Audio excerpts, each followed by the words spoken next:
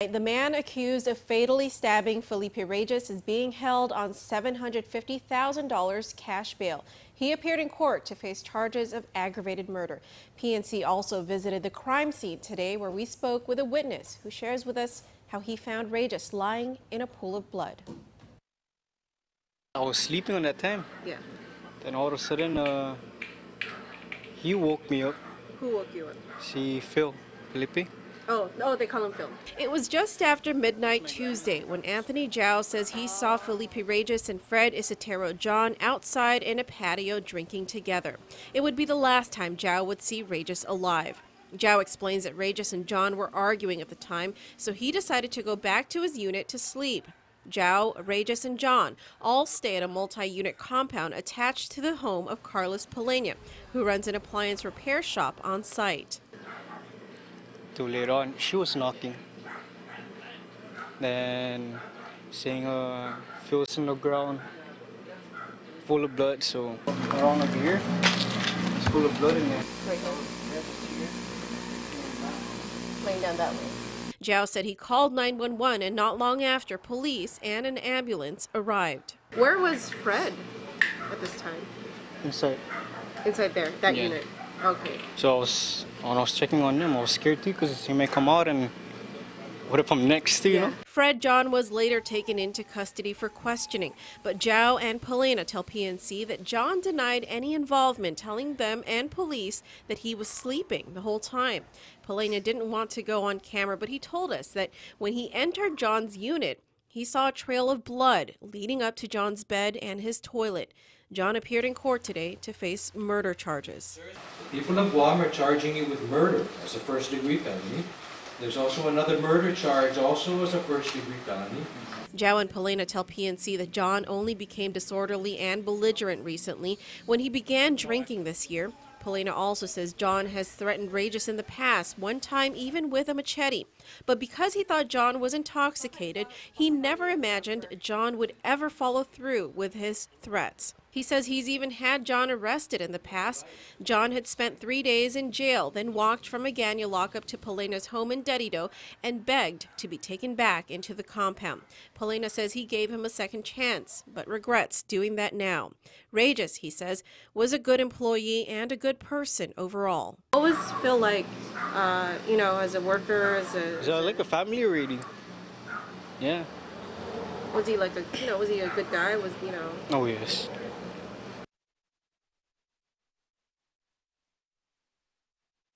Meanwhile, PNC met with the parents of Felipe Regis, and they share with us how this horrible tragedy has affected their family. Regis' mother, Frances Chargaloff, says she was very close to her son, saying he visited them every day for breakfast. We miss him greatly. Yeah, we miss a lot. He comes in the morning. My wife makes him breakfast at lunch. Every day she missed it. Because we always get to see him every day. So he always comes by in the morning? Yes, always every morning. Yesterday morning was the first time that Regis missed his breakfast date with his parents. Instead of a visit from their son, they got a visit from Carlos Palena, their son's boss, who broke the news that their son was stabbed and was at the Guam Memorial Hospital. Doctors there told Ike and Frances Chargaloff that there was nothing more they could do for their son. He was already brain dead. The Chargaloffs say they begged the doctor to try one last time to revive their son, but that attempt was unsuccessful. They asked me what my decision. I said, go ahead and unplug. You cannot do anything no more. We just don't want him to suffer anymore. Because dentist stopped already. What has it been like for you and your family? Actually, it's kind of speechless right now. We're just trying to get everything taken care of with the churches of the masses and the funeral home. Regis' co-worker and friend, Anthony Zhao, says this tragedy has also been very difficult for him. I don't know, man, it really hurts too, because, we were close ever since I started over here. We're close already, and, it hurts for me to just see him laying down there full of blood. And So when you found out that he died? Yesterday, I don't know, I just sucked it in, like, I don't want to cry, If I cry, not cry, but just tears, you know. Yeah. If I do that, I'm gonna end up getting more mad. I always miss my son.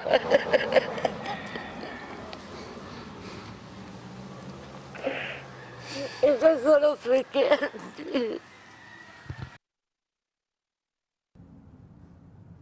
Again, Fred Isotero John, the man believed to have fatally stabbed Regis, is being held on $750,000 cash bail. His next court appearance is on February the 27th at 4 p.m. In yet another stabbing incident, Rambo Ezra appeared in court today to face charges that he stabbed a woman known to him. It happened early Monday morning at around 3 o'clock. According to police, Ezra stabbed the victim multiple times on her arms and back. The victim was unable to escape until around 11 that morning after Ezra fell asleep, police say, and she made her way from Dededo to Jonestown to seek help. The Attorney General's office recommended a cash bail of $20,000. The people of Guam have charged you with family violence as a third-degree felony, aggravated assault also as a third-degree felony, and they're saying that you possessed and used a deadly weapon in the commission of the felony. The court, because of the serious crimes that you're charged with, agrees with $20,000 in cash. Ezra's next hearing has been scheduled for February the 27th at 4 p.m. Meanwhile, GMH spokesperson June Perez says the victim was treated and released Monday evening. Although the Attorney General's office says there is a real possibility that Jathan Tatautau's conviction in the Bank of Guam robbery may be overturned, it does not mean he will walk away free. AG spokesperson Carlina Charfers says Tatautau is still serving time for a Jigo home burglary, which he had pleaded guilty to at the same time he pleaded to the Bank of Guam robbery last year.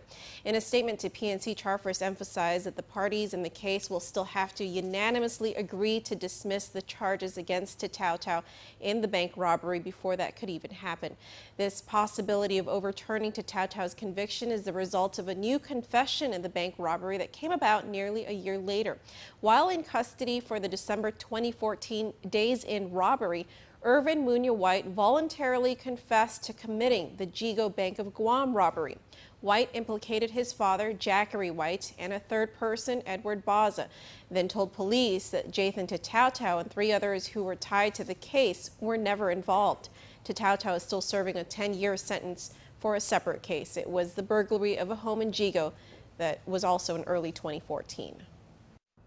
2 prisoners confined to the Department of Corrections are being charged with the assault of a detainee and a corrections officer stemming from an incident on Sunday.